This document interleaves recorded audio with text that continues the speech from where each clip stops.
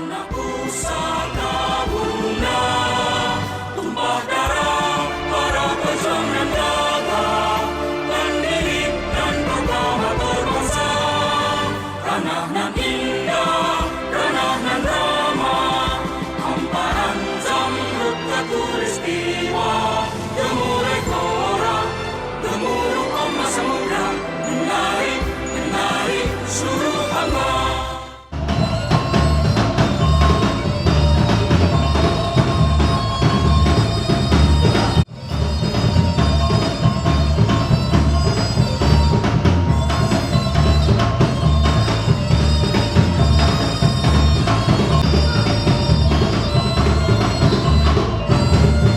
Tetapi adai kurang kayu Jepanggung, limbatu katu pasang bahi, pamenang tadi. Mulia sawah dialan, pilihan sawah taruko. Siriasa adalah ungkapan rasa bahagia kami, kamu undangan. Inilah ungkapan rasa bahagia Bapak dan Ibu, tamu undangan yang telah hadir.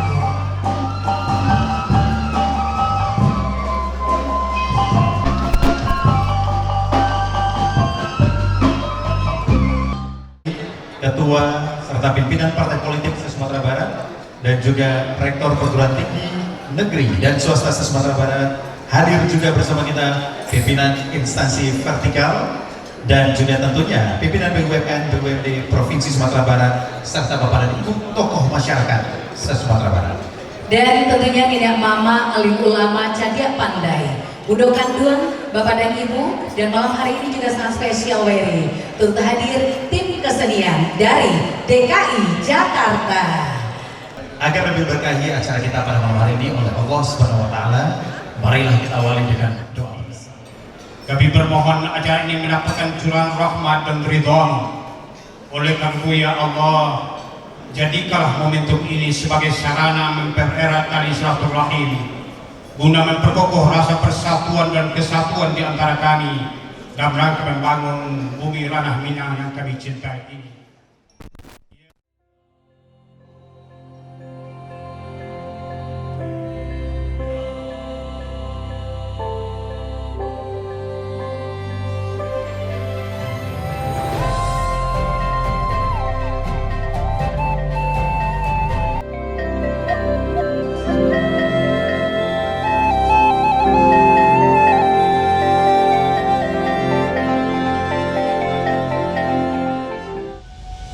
Yayasan Pusat Kebudayaan Minangkabau mempersembahkan Ensiklopedia Tokoh 1001 Orang Minang. Memuat 1307 entry-entry biografi singkat orang Minangkabau atau orang berdarah keturunan Minangkabau. Tersebar di 5 benua, mempunyai capaian yang gemilang di bidangnya, menorehkan prestasi, karya, dan teladan, mewariskan penerus dan cita-cita.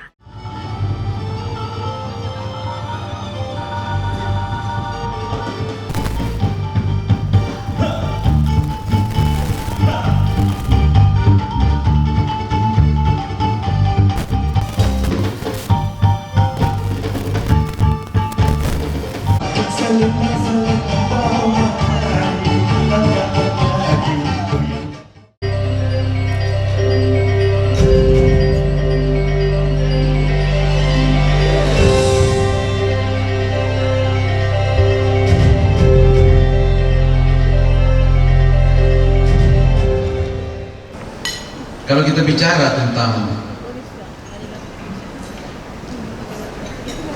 kebudayaan, cakupannya tentu akan sangat luas sekali. Karena yang diberikan judul kepada saya itu tentang kebudayaan. Itu menyangkut hasil cipta, rasa, dan karsa manusia. Totalitasnya sebenarnya ini menggambarkan sebuah kondisi peradaban umat manusia, apalagi bila tidak ada batasan-batasan yang ditentukan. Semuanya termasuk teknologi, ilmu pengetahuan, kebudayaan tapi orang cenderung mengartikan ini sebagai sebuah tradisi. Kalau saya mengartikan ini sebagai sebuah cipta rasa karsa manusia, dan ujungnya adalah peradaban manusia. Demikian luas kami mencoba membatasi ini dalam ruang lingkup Sumatera Barat atau orang Minangkabau lebih khususnya lagi, baik di rantau maupun di kampung. Secara khusus dan spesifik adalah orang-orang yang melahirkan kebudayaan itu, karena manusia sesungguhnya adalah mesin dari kebudayaan itu. Ini terkait dengan buku yang diluncurkan malam hari ini, yaitu 1001 Tokoh Minang, walaupun sudah ditulis 1307 tokoh Minang. Saya sudah membaca resensi buku ini. Menurut saya ini karya luar biasa dan patut diberikan apresiasi oleh rakyat Sumatera Barat. Sejak abad ke-14 ditelusuri oleh penulis sampai dengan yang terakhir ketika Putri Arini memperoleh penghargaan nomor 4 di GOT, American Got Talent. Itu masuk dalamnya. Bayangkan mulai dari Raja Baginda di Filipina sampai kepada Putri Arini yang kemarin mendapat ranking 4 American Got Talent. Begitu hebatnya para penulis ini. Karena itu saya secara pribadi menaruh hormat. Dan kalau kita ingin tahu apa kiprah putra putri Minangkabau dari abad ke-14 sampai yang terakhir ini, saya kira kita harus baca buku itu. Jadi saya juga belum lengkap bacanya, tapi saya sudah membaca resensi dan beberapa halaman-halaman penting. Rasanya sejarah sukses manusia Minang dalam mengukir dan mewarnai kehidupan tingkat nasional maupun regional tidaklah terbantahkan. Orang Minang memiliki DNA merantau yang amat kuat. Baca buku disertasi Pak Mukhtar Naing dan mengukir perjalanan sejarah di tingkat regional maupun nasional. Kita mengenal kebesaran Raja Baginda di Filipina dan Raja Sulaiman juga di Filipina yang berasal dari Minangkabau. Di Malaysia kita juga mencatat adanya 3 Raja Negeri 9 yang ketiga-tiganya secara berturut-turut dijemput dari Pagaruyung. Ibu Profesor Rauda Taib hadir di sini. Ini keluarga beliau juga. Jadi secara berturut-turut ada Raja Hitam, Raja Malewar, dan Raja Lengkap. Raja Lengkap memiliki seorang anak yang namanya Raja Rida. Keturunan Raja Rida itulah kemudian yang melahirkan raja-raja berikutnya termasuk sampai sekarang. Tengku Abdul Rahman, Raja pertama Malaysia, yang namanya dan fotonya diukir dalam bentuk ringgit Malaysia, itu berasal dari Pagaruyung, Sumatera Barat. Saya kira ada satu hal yang saya bisikkan kepada Pak Jo tadi. Pak Jo, apa yang paling susah di Sumatera Barat? Saya bilang, apa kata Pak Jo? Saya katakan, tepuk tangan itu susah. Sudah saya sebut 3 raja Malaysia asalnya dari sini, nggak ada juga yang tepuk tangan. Mestinya 10 raja baru tepuk tangan. Kata Pak Jo, ini akibat self confidence yang berlebihan, Pak. Dipercaya diri, ini belum batas tepuk tangan, kalau sudah 10 baru tepuk tangan. Ini dijumpai dalam buku Payung Terkembang tulisan Samad Idris. Saya sudah membaca buku itu. Di situ diceritakan bagaimana perjalanannya. Ketika raja keempat dijemput, sudah Raja Lengkap itu, Pagaruyung sudah tidak lagi punya raja, karena sudah dihabisi gitu, dalam perjalanan waktu. Ini kisah Malaysia. Presiden Singapura pertama, Tun Yusof Ishak, adalah juga berasal dari keturunan Minang. Terima kasih tepuk tangannya, Pak. Seorang peneliti Amerika, Elizabeth Grant, seorang sejarawan dari Cornell University, dalam bukunya Asal Usul Orang Minang Modern mengatakan bahwa saat Indonesia merdeka, warga berpendidikan yang memiliki keahlian masih sangat sedikit jumlahnya. Kebanyakan dari jumlah yang sedikit itulah yang berasal dari Minangkabau, yaitu sekelompok suku yang mendiami daerah Sumbar sekarang. Jumlah orang Minang di lingkungan politik, intelektual, dan profesional dalam republik yang baru merdeka ini amat tidak sepadan dengan jumlah penduduknya yang hanya 3% dari populasi penduduk nasional. Jadi hanya 2-7%, 3% saja penduduk Sumatera Barat ini dibandingkan populasi nasional. Tapi nanti kita melihat sejarah, catatan sejarah, berapa persen kontribusi dari berbagai aspek orang Minang terhadap nasional. Masih kata Grant, kemajuan orang Minang karena setelah mereka diperkenalkan dengan sistem pendidikan barat, pikiran mereka mengatakan bahwa ini baik untuk kemajuan anak keponakan kita. Maka orang Minang masuk ke sekolah-sekolah umum, bahkan membuat sekolah sendiri yang mensadur, meniru model-model pendidikan barat yang lebih dulu maju. Tahun 1925, ini di dalam laporan utama majalah Tempo tanggal 12 Juli 86, jumlah sekolah di Sumatera Barat ini itu sama dengan 2 kali jumlah sekolah di Pulau Jawa dan Madura.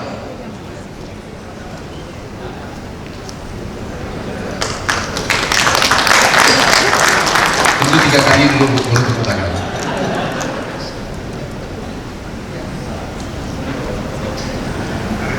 Seorang sejarawan Adri Kahim menjuluki Sumatera Barat sebagai poster depan Republik.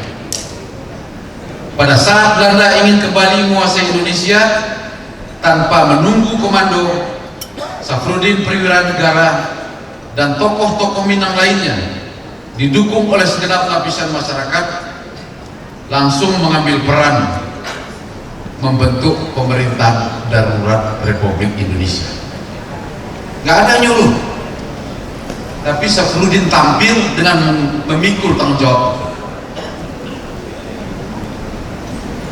menyelamatkan eksistensi Republik Indonesia dan menyambung nyawa Republik ini.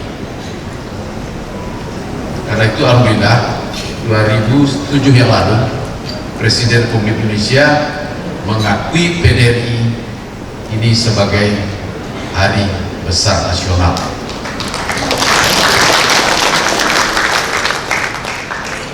Yang disebut dengan Hari Bela Negara. Saya ingin menyampaikan karena ini kesempatan pertama saya tampil setelah peristiwa itu. Yang menyebut Hari Bela Negara itu tulisan dari Sumatera Barat yang saya tanda tangan. Nanti kalau ada yang mengklaim, saya ada dokumen. Jadi istilah bela negara itu muncul dari Sumatera Barat. Karena itu Presiden setuju ditetapkanlah sebagai Hari Bela Negara. Mengatakan kami ikut musi integral Pak Nasir. Jadi seperti bersilat, ada yang mengumpan, ada yang menyambut. Lah main apa namanya kijok mato antara Pak Nasir dengan Bung Hatta. Itulah pendekarnya. Bapak Ibu yang saya hormati, menurut Pak Taufik Abdullah, kenapa orang-orang Minang itu muncul demikian banyak di awal-awal perjuangan kemerdekaan atau merintis kemerdekaan? Karena dari awal orang Minang haus ilmu pengetahuan dan lapar akan kemajuan. Rudolf Brezek tahun 1996 ketika menulis biografi Sultan Syahrir mengatakan ada 2 tipologi budaya Minang, kata beliau. Pertama dinamis, dan kedua anti parokialisme, anti kepicikan, anti berpikir dangkal. Karena wawasan masyarakat Minang menurut dia, Rudolf, itu dunia. negerinya di Minang tapi kampungnya di Indonesia. Ingat ketika Bung Hatta mensitir kalimat Renes Renan di sidang KMB, hanya ada satu negeri yang menjadi negeriku, negeri itu tumbuh dengan kekuatan itu ada di tangan. Ketika beliau mewakili Indonesia, kampung halaman beliau adalah Indonesia. Orang Minang mengatakan tagak suku memaga suku, tagak negari memaga negari, tagak Indonesia membela Indonesia. Jadi spirit itu dibawa dari Minangkabau ini kepada nasional dan bahkan sampai ke tingkat internasional. Dua tipologi Minang tadi ditandai dengan tradisi merantau, berjiwa merdeka, kosmopolitan, Pak Irman sering menyebut ini, egaliter dan berpandangan luas. Jadi kalau ada yang berpikir ingin mengecilkan diri lagi Minangkabau ini, itu sudah kontradiktif dengan pikiran pendahulu-pendahulu kita yang lalu. Penulis biografi Tan Malaka, Hari Apuze, menasbihkan 7 nama yang disebut sebagai begawan Republik Indonesia Merdeka. Yang pertama adalah Bung Karno, yang kedua adalah Bung Hatta, ketiga Sultan Syahrir, yang keempat Malaka, yang kelima Jenderal Sudirman, keenam Amir Syarifuddin, dan yang ketujuh Abdul Haris Nasution. Berarti 42,8% dari begawan itu berasal dari Minangkabau. Pada laporan khusus 100 tahun majalah Tempo tahun 2010 terbitlah buku 4 serangkai pendiri Republik. Dia mengistilahkan 4 serangkai pendiri Republik, yaitu Bung Karno, Bung Hatta, Sultan Syahrir, dan Tan Malaka. 75% dari 4 begawan ini adalah berasal dari Minangkabau. Itulah sebabnya dari 200 pahlawan nasional yang sudah diterbitkan sampai hari ini, 21 diantaranya adalah berasal dari Minangkabau, lebih dari 10%. Kalau kita bandingkan tadi 2,7% ya penduduk dibandingkan populasi nasional, ini ada 10,2%. Saya kira Pak Asrul Caniago mana beliau? Saya kira beliau punya catatan statistik yang lengkap tentang presentasi ini. Berapa dokter ternama di Indonesia ini, kemudian berapa di antara yang ternama itu berasal dari Minang? Ada presentasinya Pak Asri. Dekan Fakultas Kedokteran se-Indonesia berapa jumlahnya? Berapa yang orang Minang? Ada sama beliau. Termasuk rektor, pendiri sekolah-sekolah tinggi dan sebagainya. Itu ada angka-angka statistiknya yang semuanya paling rendah 4% dari nasional. Sementara populasi kita adalah 2,7%. Dalam hal ini kadang kita ingat dengan tagline Sungai Padang, kami telah berbuat sebelum yang lain memikirkan. Di bidang aktivitas perempuan, Rohana Kudus yang lahir 1884, tahun 1884, tahun 2021 beliau sudah membuat sekolah Amai Setia. Jadi tahun 1921, bayangkan berapa jauhnya sebelum kemerdekaan, beliau sudah membuat sekolah Amai Setia. Kemudian tokoh wanita lain adalah Ibu Rahmah Yunusiah. Kalau mau tahu tentang ini, tolong tanyakan Pak Kaji ini. Khairul Jasmi, ini ada Pak Khairul Jasmi di sini. Beliau menulis lengkap tentang Rahmah Yunusiah ini. Sampai tahun 50 ada rombongan dari Mesir Al-Azhar datang ke Sumatera Barat untuk melihat sekolah Ibu Rahmah Yunusiah. Katanya, apa yang dikerjakan Ibu Rahmah Yunusiah jauh lebih maju dari apa yang kami kerjakan di Al-Azhar tentang perkembangan pendidikan wanita. Karena itu 2 tahun berikutnya Ibu Rahmah Yunusiah diundang ke Universitas Al-Azhar Kairo dan beliau diberi gelar dengan gelar Syekah. Karena perempuan kalau laki-laki Syekh, jadi beliau diberikan Syekah. Itulah wanita yang diberikan gelar satu-satunya perempuan dari Indonesia dengan gelar Syekhah dari Universitas Al-Azhar Kairo. Berapa hebatnya? Ibu Ruana Kudus namanya sudah dipatrikan sebagai nama sebuah jalan di Jakarta, jalan utama, jalan besar, dan itulah penghargaan yang saya kira pantas diberikan kepada beliau. Di bidang agama, di samping terdapat tokoh-tokoh yang terkenal seperti Buya Hamka, bahkan di luar Indonesia pun ada dua tokoh yang tidak boleh kita lupakan.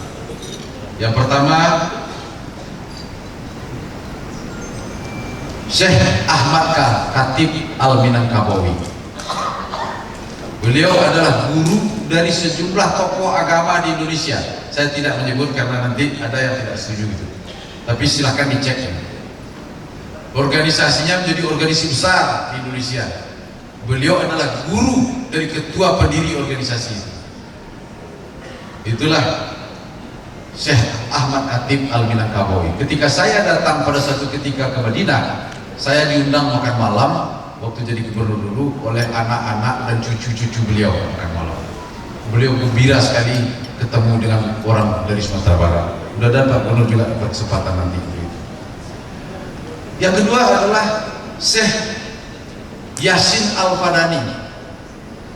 Ini semua ulama di dunia ulama besar dunia merujuk sebagai ahli hadis sedunia yang meninggal baru tahun 80-an yang lalu. Jadi bukan orang Mekah ahli hadis sedunia, Pak. Itu ahli hadis sedunia adalah Syekh Yasin Al-Fadani. Jadi rujukan para ulama-ulama besar di seluruh dunia. Saya tidak ingin berpanjang-panjang, tapi ada beberapa catatan penting yang saya kira perlu kita telusuri.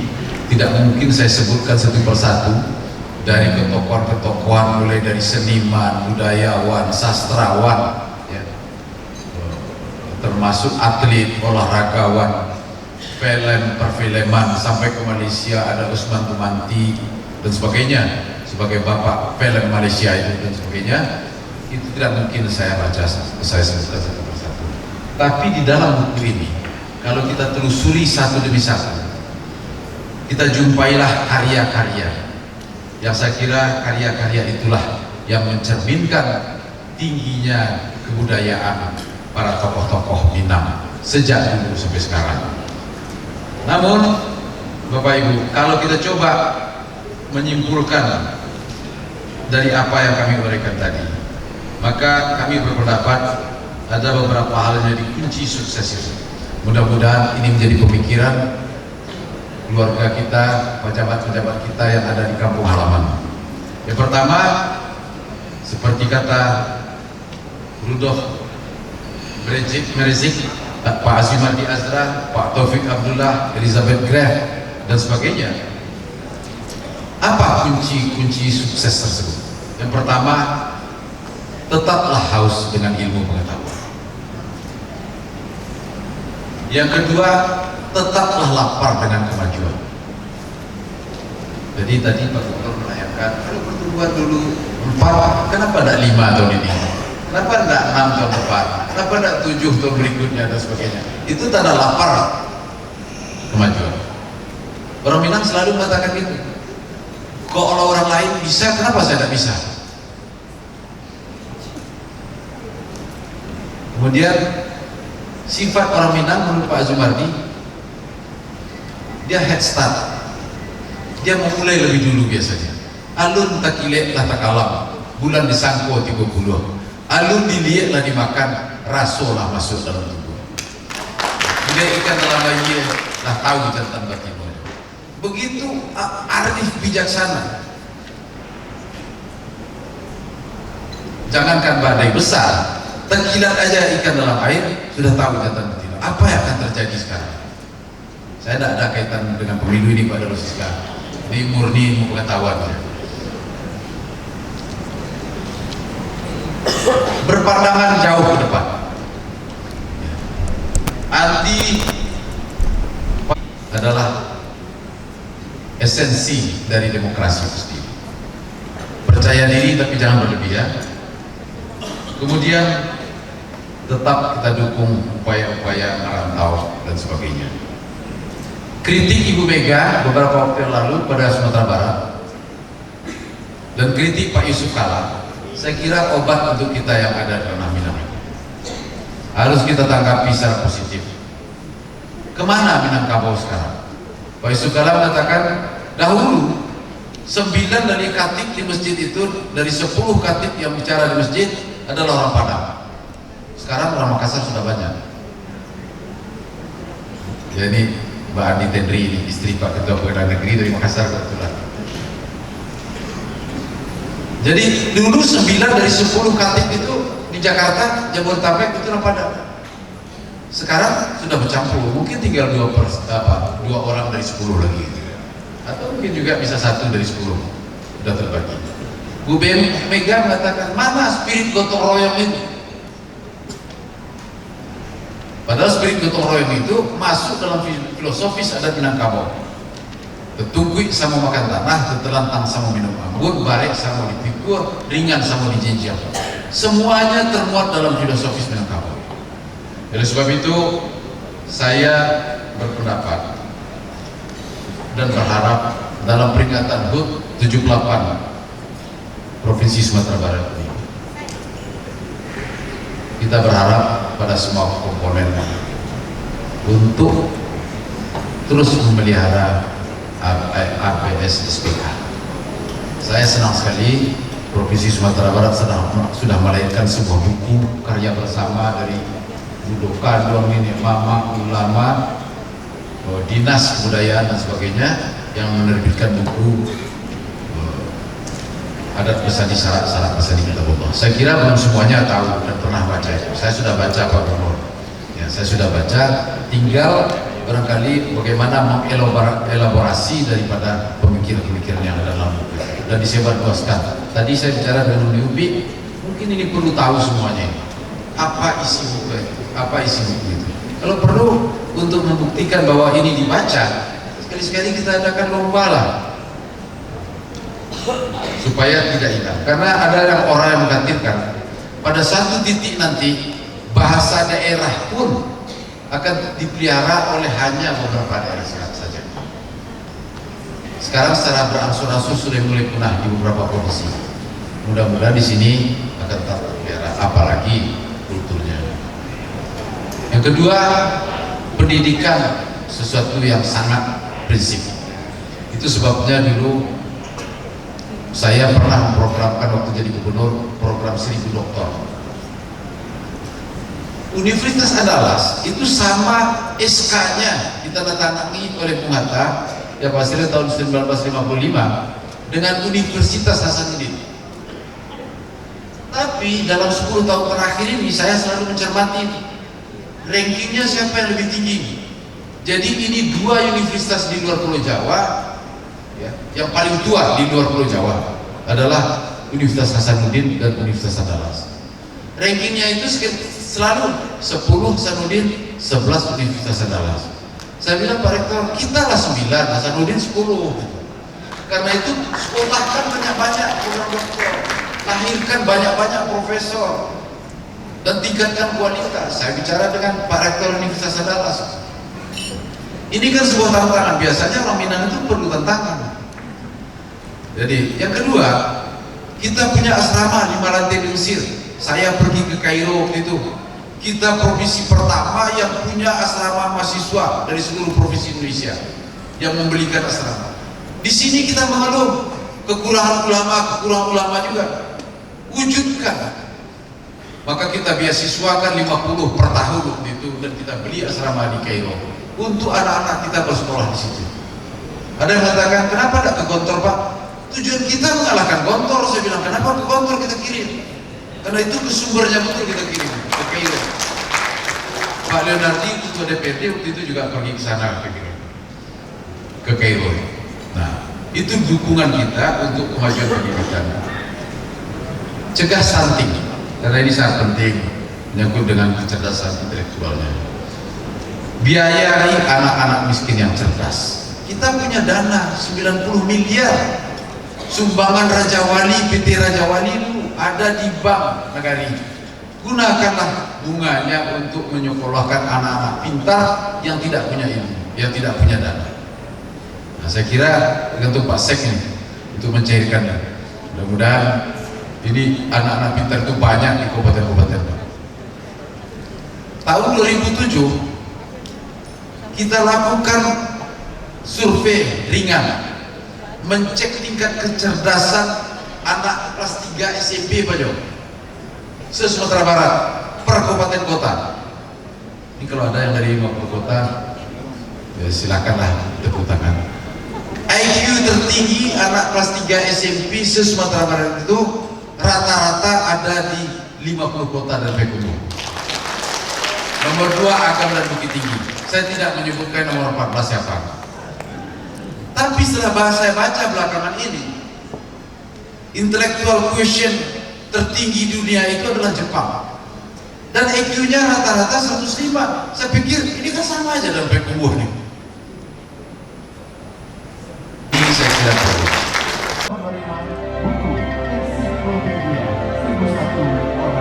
Baik, Bapak Ibu hadirin, kami silakan berkenan. Bapak langsung serahkan 3 pada Bapak Budiman. Ya, lanjutkan Sofi selanjutnya. Ya, kepada pimpinan DPRD Provinsi Sumatera Barat. Selanjutnya juga akan serahkan 1 paket, ya, Ya. 1 paket. Ini ada mulai dari abjad A sampai Z. Hasil pensi menerima, selanjutnya Bapak Gamawan Fauzi. Selanjutnya siap-siap tentunya berkenan menerima Ya. adalah Bapak Darul Siska. Ya. Nah, buku ini Sofi abjadnya sudah kenapa dibagi 3 karena biar cukup abjadnya. Oke, baik, pas ya. Ya. Dan Selanjutnya hadirin Sofi Bundo. Ya. Kandung menerima Ya. buku. Ya, seperti itu. Sofi selanjutnya ya Anis. Dan terakhir tentunya Bapak Wali Kota Padang. Ya, Bapak Henry Septa. Dan hadirin diserahkan langsung. Terima kasih. Setelah ini tentunya akan foto bersama ya. Dan terima kasih sekali lagi. Tentunya bapak-bapak kita sedang Berapa? Kita berikan waktu sedikit lagi. bagikan sesaat. 1, 2, 3.